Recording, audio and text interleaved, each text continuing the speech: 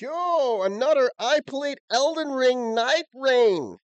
Let's see, man. I'm so curious. Let's fucking see this I got the game. chance to play Elden Ring Nightreign early at a Woo! hands-on preview event Come on, hosted man. in Vegas. In case you missed it, Nightreign is the next game From Software is releasing, and Woo! according to them, it's a quote co-op action survival game. What is it really? It's essentially Elden Ring remixed into an Insane. action roguelike for 3 players, where each Insane. run sees you fighting enemies and collecting loot in a shrinking Fortnite-esque circle. When the Yep. circle fully shrinks, you're forced into a nighttime boss fight. The game has you fighting Elden Ring enemies and bosses, but you'll also encounter bosses from past Dark Souls games occasionally too, like the Nameless King. If you make it to day 3, you get to fight one of the 8 Night Lord final bosses, and winning here equals a successful run. I was unfortunately not allowed to record my own footage at the event, but I was given 17 minutes of B-roll showcasing a good chunk of the experience. Now, I do have a lot of opinions about my time playing the game, but first let's go over all the footage in sequential order, as I think it paints a Yes. pretty clear picture of what to expect from the gameplay loop. I'll interject with my thoughts along the way, and save some of my bigger opinions and critiques for the end. Each run begins with a short cutscene of your chosen Nightfarers walking toward a Okay. cliff before running to catch a lift from a spectral hawk. There will be 8 characters to choose from in the full game,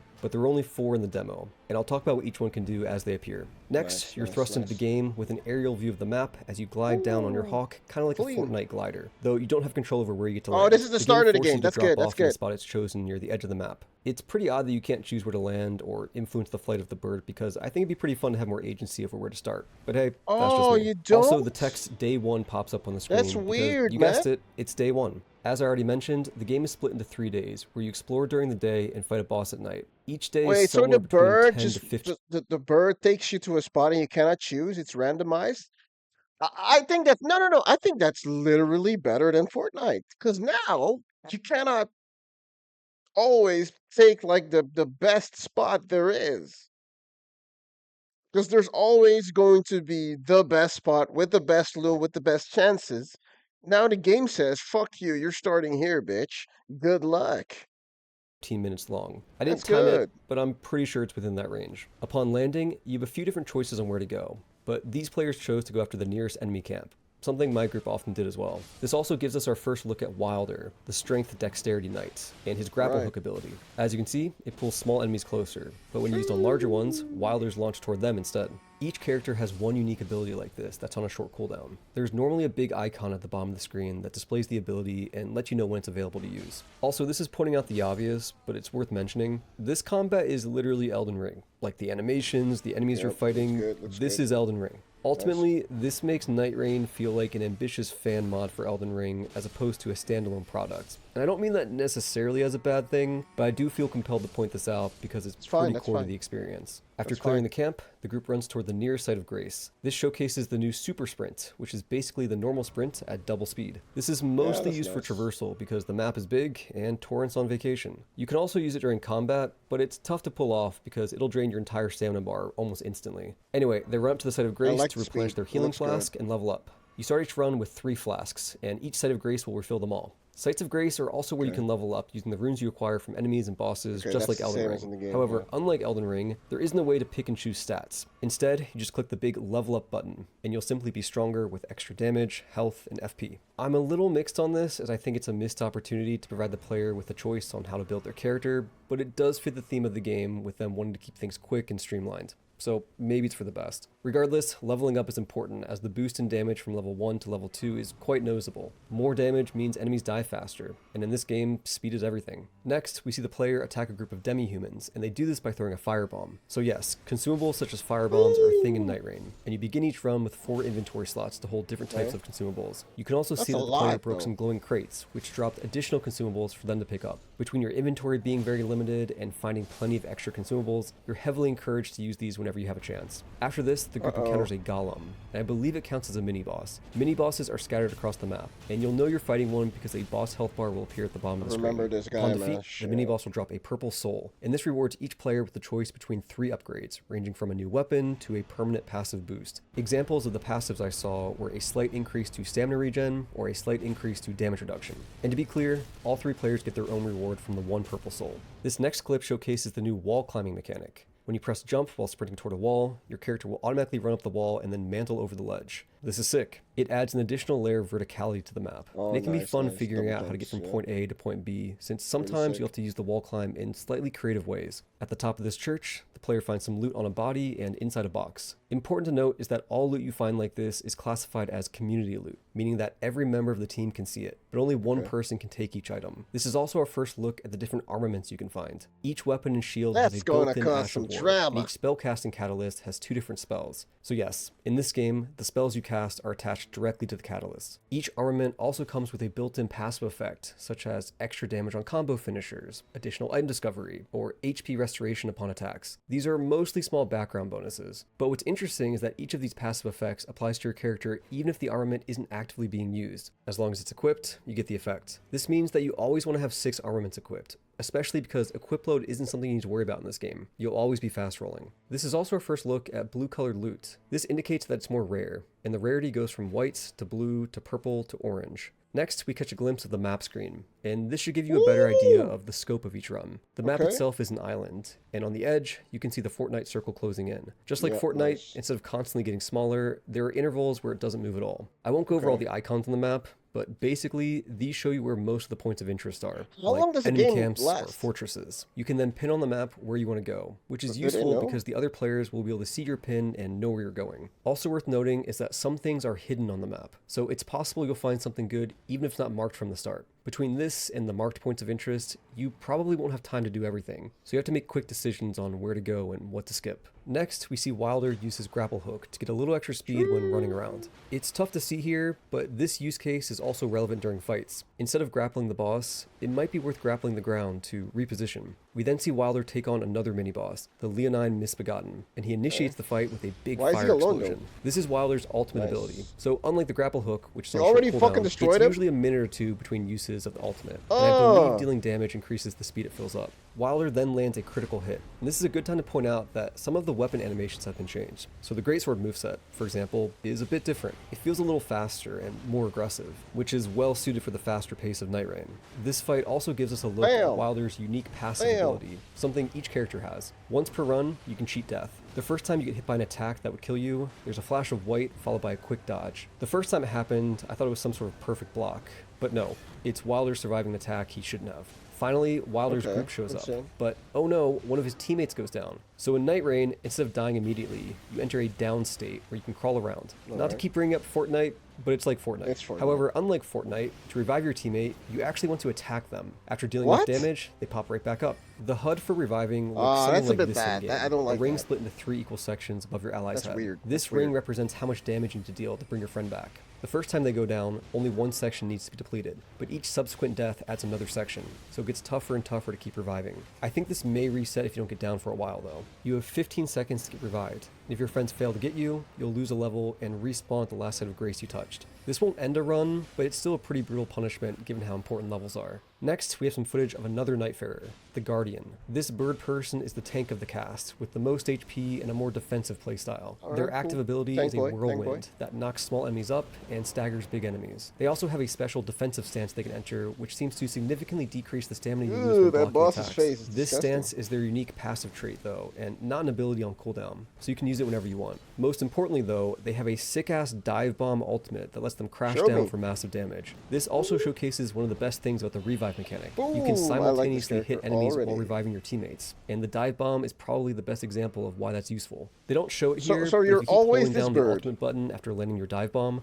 you remain crouched down with your weapon in the ground, and this provides a defensive buff to yourself and nearby allies for up to 10 seconds if you keep holding it. I also think you're immune to staggers and take heavily reduced damage while holding this stance. The next clip shows off the Fortnite circle. It takes the form of a blue Alright, ring of show me, fire. show me, show If me. you find yourself outside the Oh, circle, it's right you here, slowly yeah. take damage over time. Believe it or not, as much as everyone, myself included, This keeps blue stuff joking is the about the circle. Fortnite comparisons, I think the time pressure this circle adds is one of the more compelling parts of the gameplay loop. Basically, it encourages you to good, play man. efficiently. You don't just want to clear the camp full of enemies, you want to do it fast. And then it makes the moments in between fights interesting too, because you gotta make quick decisions on where That's to really go good, and that's how really to get there. This is fun, and pretty distinct from playing Elden Ring. Speaking of how to get places, one way to do that is by making use of slipstreams. These function pretty much identically to Spirit Springs in Elden Ring, and they allow you to super jump into the air. These were fun in Elden Ring, and they're still fun here. And it's cool how you can that's sometimes fine, use that's them fine. to reach the top of structures they might not have been That's intended for. Up ahead, the group finds a Church of America, And if you collect the item inside, it upgrades the maximum usage of your healing flask by 1. Every church like this will have this upgrade, so you can always plan ahead and stop at 1. Next, the group finds a scarab to kill. This is an example of one of the many useful things you can find that might not be marked on the map. These guys always drop a talisman you can equip, and these talismans seem to function identically to how they do in Elden Ring. The passive boost they give can sometimes be substantial. We then have some more camp clearing gameplay, though these enemies are tougher than the ones at the start. This clip also gives us a better look at the Guardian's whirlwind move and how it can knock enemies up. One significant change from Elden Ring is how enemies no longer get periods of invincibility when knocked down. And So this is all PvE multiplayer, right? There's no killing other players at the end. It's just you versus bosses, right? That's it? It's actually useful for moves like the whirlwind attack if your teammates follow up. It's Also, just PvE. notice how the magic swords of Carrion Phalanx appear over Wilder's head without him casting a spell. I believe this is an example of a passive upgrade he got from a mini-boss. The way this one works is that every 30 seconds or so, these swords will appear over your head for free damage. Next, we get another grapple shot clip. And yes, it can be used to break the guard of an enemy using a shield. The group then finds an underground passage leading to a treasure room, and this gives us another look at the loot system. Once again, this is community loot, and the players must share. You can also see that there are level requirements attached to weapons. Blue is level 3, purple is level 9, and orange is level 12. Remember, there aren't stat requirements like Elden Ring, and you just have one overall level. If you find a spectral tree, you can summon a spectral hawk to carry you across the map. These follow set paths, and the little floating spirits show you the general direction it'll take you. You can also see the path it'll take you on the map screen. What's cool about these spectral hawks, as opposed to the ones at the start of the match, is that you're given a little control in steering them, and when you want to land, you have more freedom on where exactly you want to touch down. This is also our first look at the third character, the Duchess. She's basically the nimble rogue archetype of the group. The players also find a treasure map on a desk in this fort, and this reveals the locations of more points of interest on the map. Also, this location is literally fort height from Elden Ring, like 1-to-1 copy-paste. Not every location is like this, but some of them are, and it's incredibly trippy seeing iconic areas like the Gatefront ruins dropped into this remixed version of Limgrave. I'm not too bothered by this, but this is another example of ripping things straight off Elden Ring, and it plays a big role in this feeling like a well-made fan mod as opposed to a standalone game. Next, we get some proper Duchess gameplay and a look at her ability, Restage. This replays the damage an enemy or boss just took over the past 2 seconds. And as you can see, it kind of feels lazy. I have to say, it kind of feels lazy. But if they do it with like 1 or 2 buildings like this, whatever, bro. They do it in every game. It will not sit unright with me. But I don't want it to feel like a janky fucking mod, man.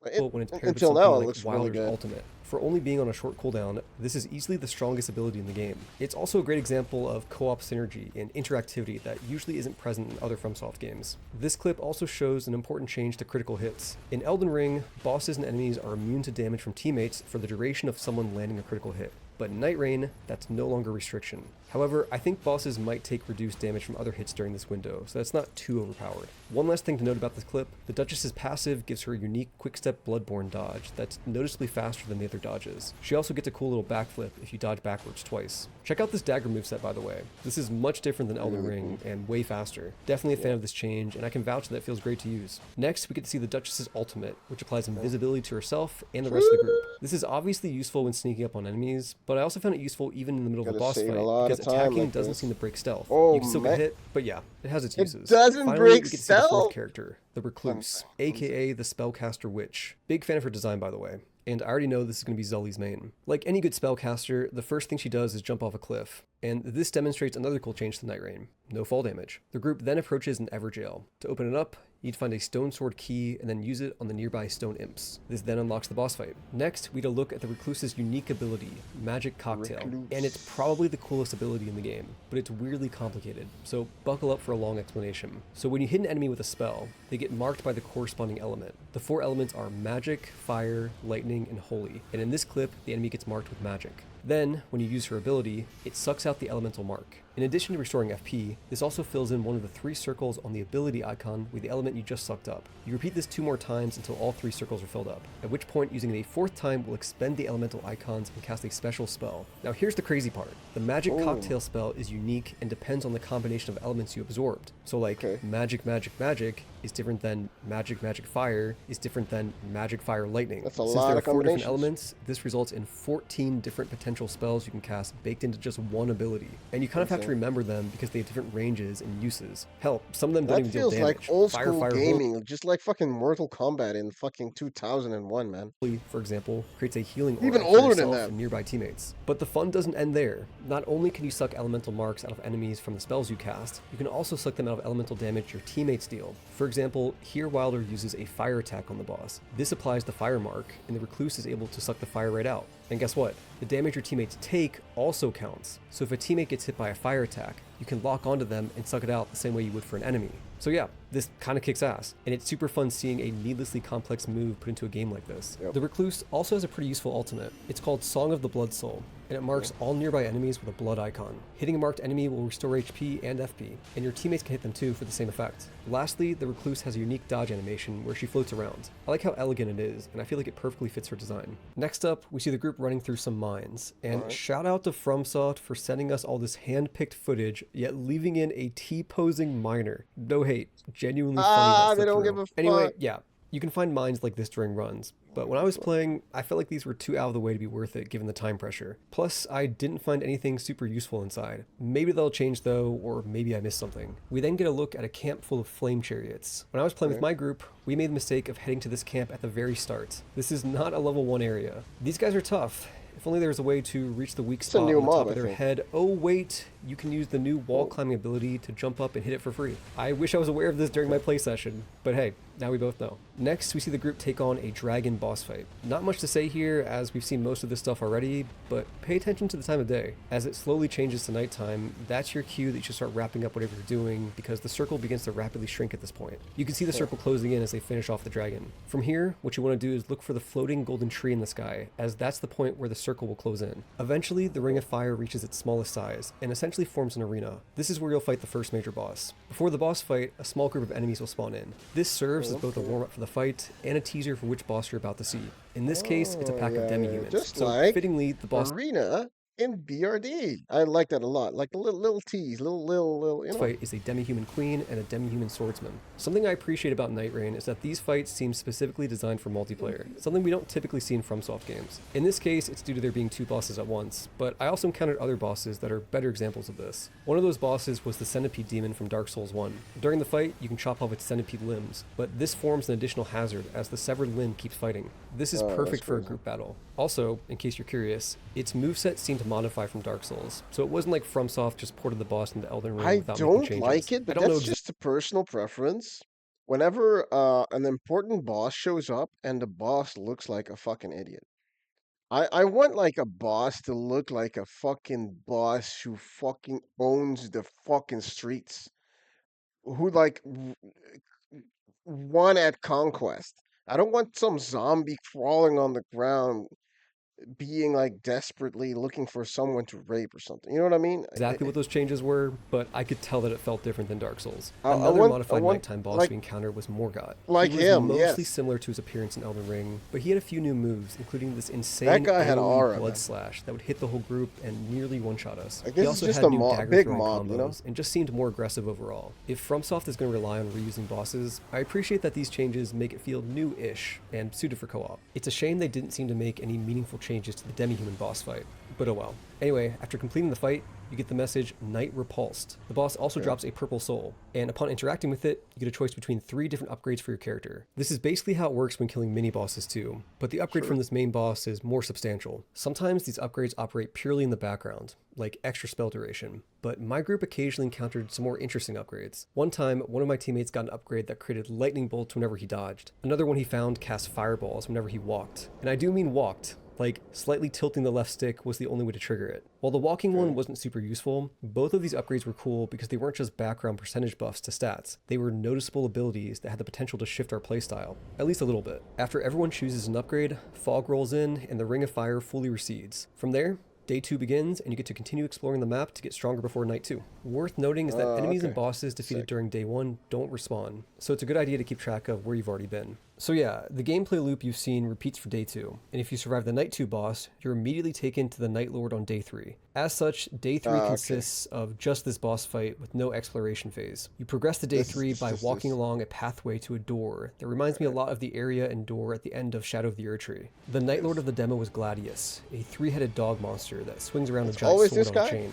This guy is no joke. Also, for those of you who haven't played all the Soulsborne games, this is in fact the first boss that's completely unique to Nightreign, and I suspect the other Night Lords will be completely new as well. This guy also has Yeah, a they pretty should have devastating grab new attack, bosses. so I recommend not getting hit by it. During the fight, one of Ouch. Wilder's teammates goes down, and here they showcase the ability to revive teammates with ranged weapons like bows. This is surprisingly useful, and it might be worth holding on to your I ranged don't weapon like it, just for man. Like I understand they wanted to add something new, but it doesn't make sense that you fucking shoot arrows at your friend's throat and that makes him, that heals him. Like, come on, man. situations like That's this. ugly. Speaking of ranged weapons, Fix it, you don't have to fix it. worry about ammo in this game. It's unlimited. You're hitting Around the him in the halfway back of the point, the head and he boss sends. explodes I into don't 3 like that. Nah, fireballs and then that's bad. That's reforms bad. as 3 separate dogs. This is probably the toughest part of the fight, and I think the best strategy is to try to take on each of them one by one. When I talked to Vadi after the event, he told me he just ran away until they reformed into one body, so that might be an even better strat, even if it's boring. Either way, this is Nightraign's best Probably not example the so best far strat. of a You boss just designed gotta for be 3 beat at people, the and I hope game. the rest of the Night Lords have similar co-op mechanics. Oh, this And then win game or is going lose, to be so frustrating. Imagine, bro.